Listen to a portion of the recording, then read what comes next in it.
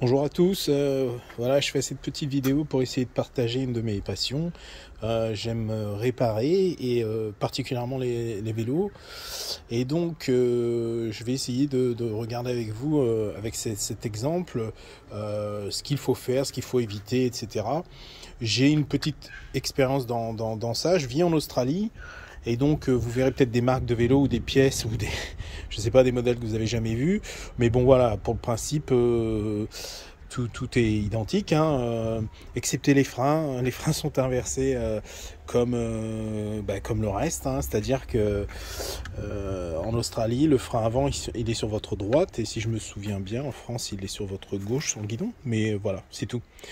Donc, je vais faire le tour du vélo avec vous pour vous expliquer ce qui m'intéresse, ce que je regarde en particulier avant de commencer ma restauration.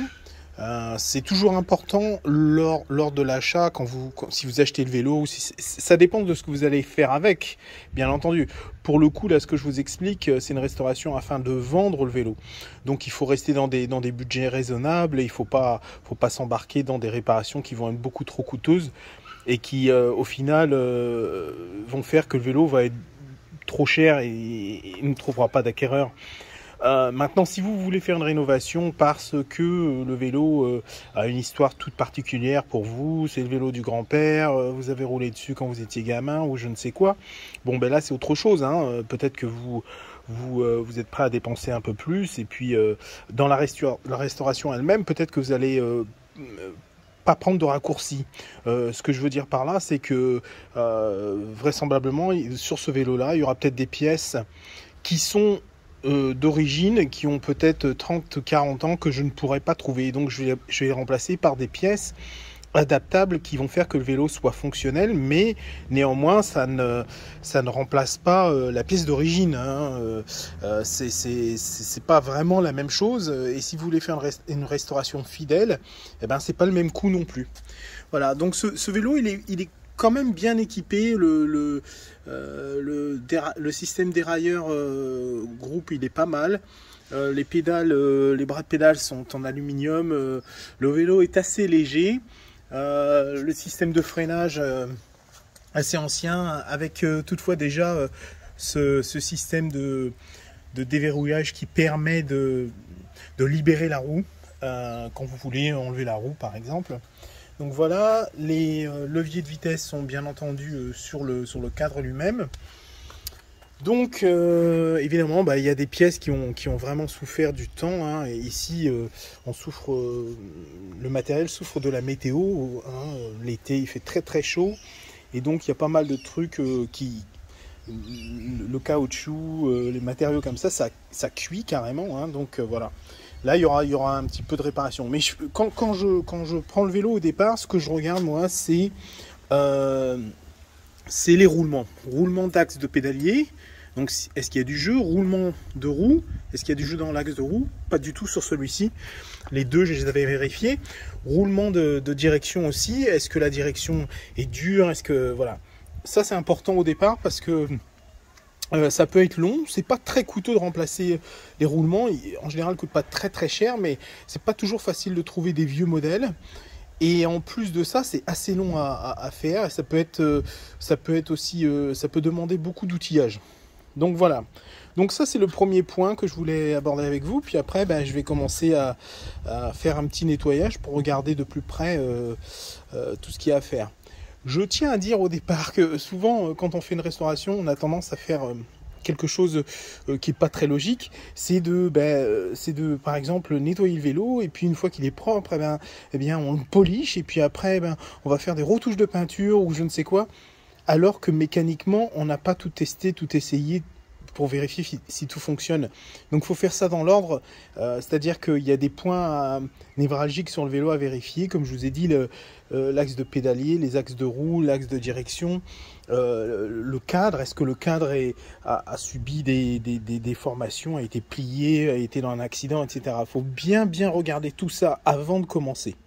parce que des fois on s'embarque dans quelque chose qui au final n'aboutit à rien, parce qu'il y a eu un gros pet sur le cadre et on voit très bien qu'on ne pourra pas s'en sortir, quoi. Donc il vaut mieux éviter de nettoyer, policher, etc. avant toute chose. Donc moi je regarde bien le vélo avant, je vérifie tout ça et ensuite je fais un petit nettoyage, un premier nettoyage, et puis bon, bah, j'enlève toutes les pièces qui me paraissent...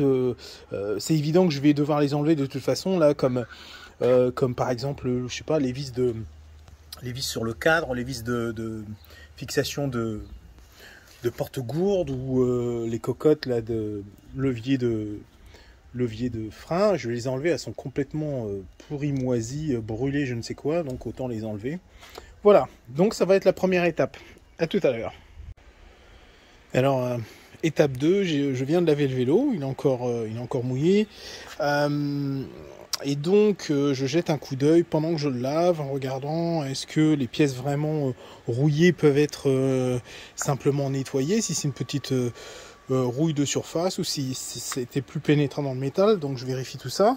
Les roulements, comme je le disais avant, là pour le coup, le cliquetis vous entendez, le cliquetis de la roue arrière, ça semble très bon, ça. C'est rare qu'un vélo aussi vieux clique comme ça. Donc c'est qu'il a sans doute bien été entretenu, ou qu'il est resté à l'abri pendant longtemps. Je viens de gonfler les pneus, je viens de m'apercevoir qu'ils sont pas crevés. Bon, pour le coup, là, celui-ci, il est rincé, je pense que je vais le remplacer. Le pneu avant aussi, peut-être bien, peut-être même pas. Le pneu avant, il n'a pas l'air mal. Et donc, oui, le vélo n'a même pas l'air crevé. Vous verrez, sur certains vélos, les pneus sont secs sur le côté, et donc ça donne une surface irrégulière avec une décoloration, et c'est pas très agréable au toucher. Toutefois, ça ne nuit en rien. Les pneus secs sont souvent de très bonne qualité, sont très bons. Mais bon, pour le coup, nous ici en Australie, avec la chaleur, le soleil, l'été, c'est vrai que les pneus souffrent sans doute plus, mais ça ne nuit pas à la capacité du pneu à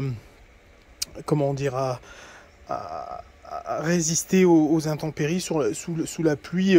Ça ne change rien que le flanc du pneu soit un peu craquelé, un peu sec, c'est pas un problème. Donc voilà pour l'étape 2. Celui-ci me plaît de plus en plus, donc c'est très bien, c'est très bien. Donc je vais continuer ma petite investigation et faire ma liste de ce que je voudrais remplacer dessus. Ah oui, dans les choses à vérifier, j'avais oublié de parler des roues, de vérifier qu'elles ne soient pas trop voilées. Alors, je vous montrerai comment on dévoile une roue, mais dans tous les cas, il y a une limite, hein. Quand la roue elle est vraiment trop voilée, c'est très difficile de la remettre en état. Et même quand on le fait, elle se revoile facilement, parce qu'elle a une sorte de mémoire de forme, l'aluminium, ou le matériau, l'acier a été abîmé, et donc du coup, même en remettant de nouveaux rayons, etc., on se retrouve avec une roue qui se revoile assez facilement. Donc c'est à éviter. Moi je vérifie avant ça. Bon, je re-rayonne quand c'est nécessaire, mais c'est pareil là pour le coup. Par exemple, vous pouvez voir que les rayons sont détendus, donc je vais les retendre, mais cette roue là elle est un petit peu voilée, c'est pas énorme, on le voit sur les patins ici, vous pouvez regarder, et donc du coup ça va être très facilement sur pied, ça c'est pas vraiment un problème, mais c'est quelque chose à vérifier. Si les roues sont fortement voilées, c'est à éviter. Peut-être que ça vaut mieux de remplacer les roues complètement, et aussi si vous manque des rayons, parce que bon, moi j'en remplace quand il en manque, mais c'est pas facile à faire, et il vous faut un stock de rayons, il vous faut un stock de roues, etc. Et c'est pas très très pratique, donc j'évite ça aussi. Pour le coup, là, j'ai des roues d'avance au cas où. J'ai au moins 3-4 sets de roues qui devraient aller sur ce vélo-là, donc c'est pas trop un problème. Mais je crois que celles-ci vont faire l'affaire de toute façon. Alors, je voulais vous montrer mon premier petit truc. Moi, je remplace les gaines quand c'est nécessaire. Mais si c'est pas nécessaire, si elles sont pas abîmées, je les remplace pas. Toutefois, là, vous voyez, cette gaine, elle est dégueulasse. Donc, moi, j'utilise de l'huile d'eucalyptus sur un chiffon. C'est très efficace. Et puis c'est naturel, et ça évite de vous mettre des produits chimiques dans les pattes, et donc vous passez un petit coup de chiffon comme ça sur la gaine. En général c'est nickel chrome en 2,7, et puis Ça ne laisse pas de marque, ça ne colle pas, ça enlève la colle, ça enlève, par exemple, si vous avez des autocollants que vous avez enlevés, qu'il reste des résidus de colle, ça les enlève très très bien. Donc c'est un très bon produit nettoyant naturel, huile d'eucalyptus. Voilà. Alors sur ma précédente vidéo, le vélo était encore équipé des cale-pieds, donc je les ai enlevés. C'est ce genre de cale-pieds, c'est vraiment ancien. Bon, je les mets de côté, des fois les gens me disent ah, je voudrais bien qu'il ait des cale-pieds. Bon bah voilà quoi, je les remets, mais bon voilà, pour moi ça vaut pas grand chose. Il vaut mieux avoir des pédales à clip et puis des chaussures à clip. Mais bon, pour la ville, c'est vrai que les gens qui utilisent le vélo, de nos jours, il y a beaucoup plus de gens en Australie qui veulent utiliser un vélo plutôt que, bah, évidemment, comme un peu partout dans le monde, hein, plutôt que les transports en commun, Covid oblige. Donc du coup, des fois, peut-être que ça a du sens d'avoir des cale-pieds comme ça, parce qu'ils peuvent garder leurs chaussures de ville et pas avoir besoin de se changer, etc. Donc voilà, donc je les ai enlevés. Là je vais enlever cette petite plaque aussi ici, je vais enlever ces vis tout trouillées là, et puis voilà, je vais revenir à vous dans un petit moment.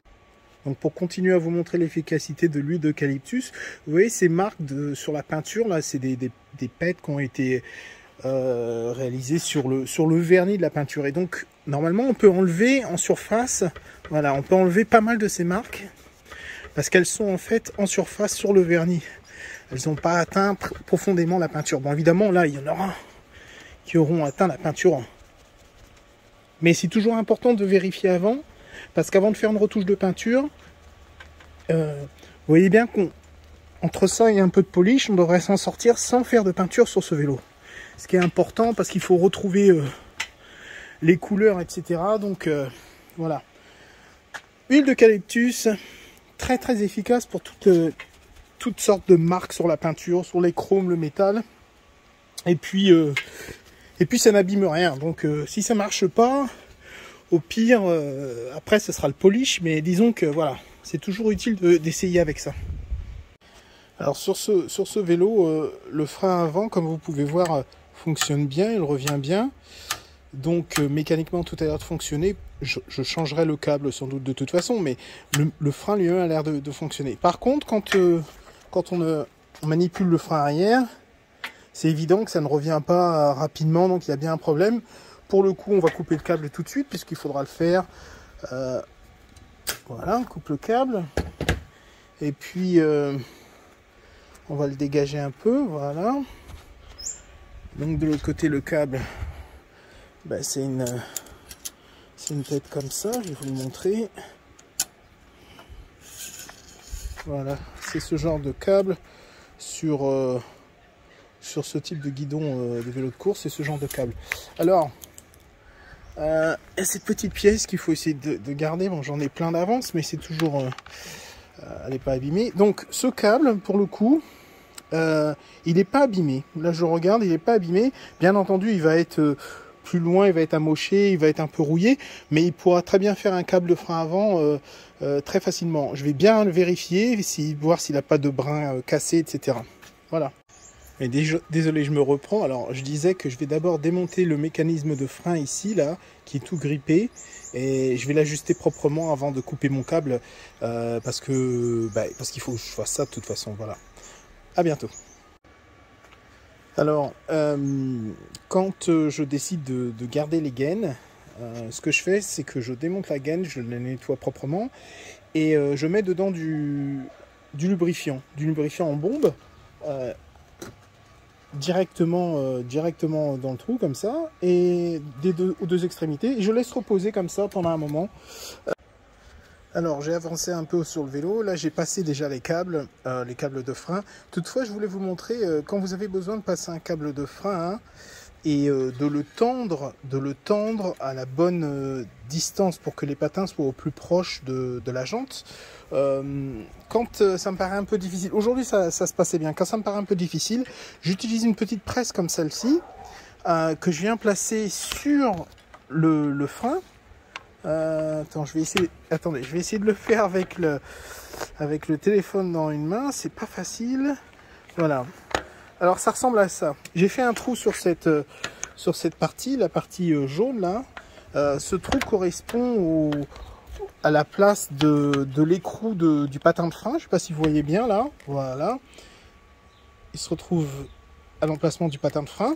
Et donc, quand je serre cette presse, je la mets en position. Alors attention, voilà, ça donne quelque chose comme ça. Bon, c'est un peu brinque-ballant mon histoire là, mais ça donne quelque chose comme ça. Et là, je peux serrer le câble et je sais que les patins sont bien en contact. En ayant laissé un tout petit peu de jeu ici, normalement les patins ne devraient pas toucher lorsque je vais desserrer la presse. Bon, pour le coup là je l'avais déjà fait, donc les patins ne touchent pas là, normalement il n'y a pas de problème, mais c'est comme ça que je procède pour garder un espace. Après, si vous avez un doute quand vous serrez, il y a un autre truc qui est pas mal, c'est de mettre du scotch de couleur ici sur le profil de la jante. On va dire 2 épaisseurs de scotch, ce qui fait que quand vous serrez dessus, et même si vous serrez, bon, je dirais fort dessus, et que vous tendez le câble comme ça, eh bien, quand vous allez desserrer le frein, quand vous allez lâcher le frein, et que vous allez enlever le scotch, il y aura toujours un espace entre deux qui sera l'épaisseur de la marque de scotch que vous aurez déposé auparavant, ce qui fait que les patins ne devraient pas en théorie toucher, frotter sur le bord de la jante, si elle n'est pas voilée évidemment.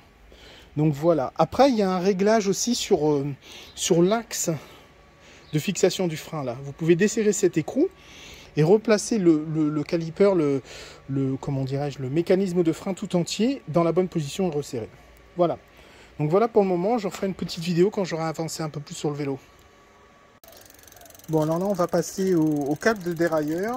Donc techniquement il fonctionne, il monte sur tous les rapports, il descend tous les rapports, mais vous voyez le câble est vraiment rouillé, et puis comme il n'a pas été utilisé pendant un moment, à mon avis quand il va être utilisé quelques fois il va casser net, donc on va le remplacer, et ça va améliorer l'état général du vélo.